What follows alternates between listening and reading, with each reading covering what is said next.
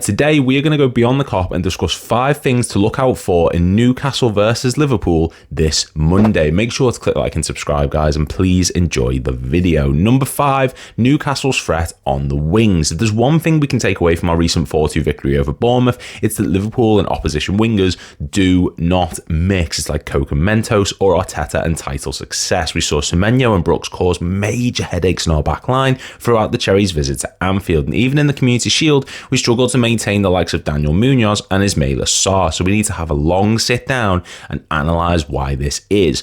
Well, first of all, Jeremy Frimpong is the human form of Insaniac from Toy Soldiers, never able to sit still long enough for a cup of coffee, let alone stay in a consistent back line. And secondly, the positioning of Milos Kerkez, which we will get to shortly. But going back to the Frimpong point, we need to be aware of Newcastle's attacking threat, particularly down the left side of their attack, with Harvey Barnes and Anthony Gordon interchanging alongside the left wing throughout their recent 0-0 draw with Aston Villa, with Barnes receiving 8 progressive passes and Gordon receiving 4, which resulted in them taking a combined shot total of 13, with only 3 of them coming from the centre of the pitch. This is because there's no Isak, and we will get to that one. Newcastle's main threat is coming down the wings on a regular basis, with the middle of their attacking third of the pitch having the lowest concentration of the ball throughout the match at Villa Park. While it's great seeing Frimpong venture forward and offering attacking threat, it's one thing dealing with Semenyo, it's another coping with Gordon and Barnes, and it has to be more than likely to take a more conservative approach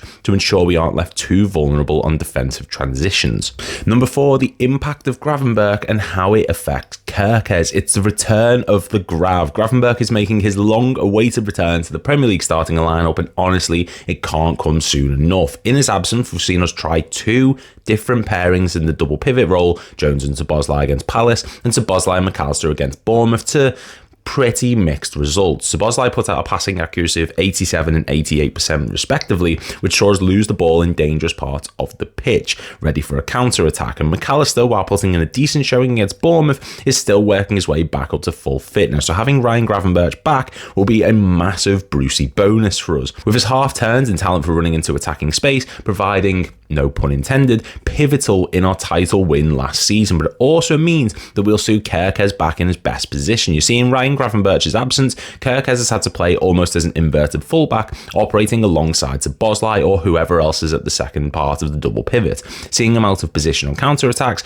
and vulnerable to a defensive blunder like we saw against Bournemouth when he picked up a reckless yellow card because he had to fly back to his natural position from the centre of the pitch, putting in a challenge that was a byproduct of this. He'll be given free rein to roam down the left-hand side without compromising his defensive capabilities, so having him back will be a big benefit for both our defenders looking for an outlet and also Kerkez himself. Number 3, out wide or outwork. If you take your minds back to the Carabao Cup final from last season, then you'll remember how Newcastle's midfield of Joel Linton, Tonali and Guimaraes made the midfield of Liverpool look like a puppy fighting a grizzly bear with its legs tied together. Newcastle battered us and battered us hard, and it's a byproduct of opposing sides trying to play the game too narrow and through the middle of the pitch. It wasn't until Villa stretched the play against the Toon last Saturday that they found any kind of success, and this brings into question how Liverpool should address the issue that is Newcastle's middle of the pitch.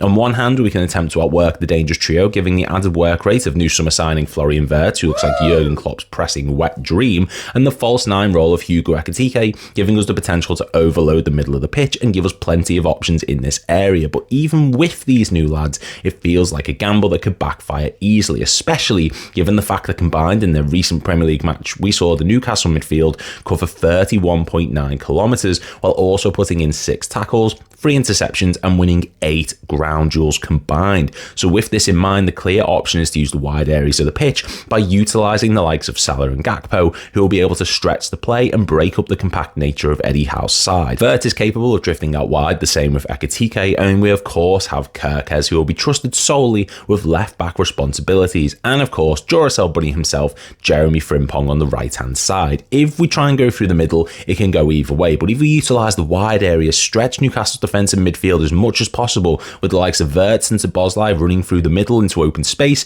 we'll find ourselves getting chances on a silver platter. Number 2, the substitutes. Last season, the decision making of Arne Slot from a tactical standpoint was near faultless. Many moments of him tweaking things throughout matches, leading to positive outcomes. Konate for Quansah against Ipswich, Nunez against Brentford, Szoboszlai against Arsenal, to name but a few. But during the first two matches against Palace and Bournemouth, those tweaks which bear fruit so many times last season are now looking to be somewhat of a detriment. Yes, Chiesa made an immediate impact against Bournemouth, but before that, there's been some causes for concern. Against Palace, the decision to take off Ekitike, while needed to avoid injury, in Slot's own words, saw us lose a large portion of our attacking impetus, and we struggled to find any kind of outlet up top. And even against Bournemouth, while he showed late quality up top, the additions of Wataru Endo and Joe Gomez into the backline and defensive midfield saw us lose a lot of control in the centre of the pitch. Hell, Endo was deployed at right back in the 60th minute before Slot brought on Gomez in the 72nd minute to correct his own error. We're limited to what we can bring off the bench, of course, and this isn't a massive cause for concern, but Newcastle are a side who do not seem to get ran down, especially towards the end of matches, so we can't afford to sit back and rest on our laurels in the hopes of grinding out the match. Newcastle bring energy, and if Slot decides to go all out defence, removing a lot of our attacking threat, then we could see dire consequences. And number one, the Alexander Isak effect. Yes, you knew it was coming. Let's be honest, this is going to be mentioned about 1,000 times on Monday and will no doubt be the dominating narrative regardless of the outcome. Seriously, Tupac could rise from the dead, walk up the Gallagate singing California Love, and the first thing he would be asked is, where's Isak? Everyone and their dog will be talking about Isak and his on-again, off-again transfer to Liverpool, especially after the Swede's statement and Newcastle's response just a few days ago. This is going to make the St. James's atmosphere volatile and aggressive to absolutely no end. Are we going to be in Newcastle fans' heads due to the whole situation?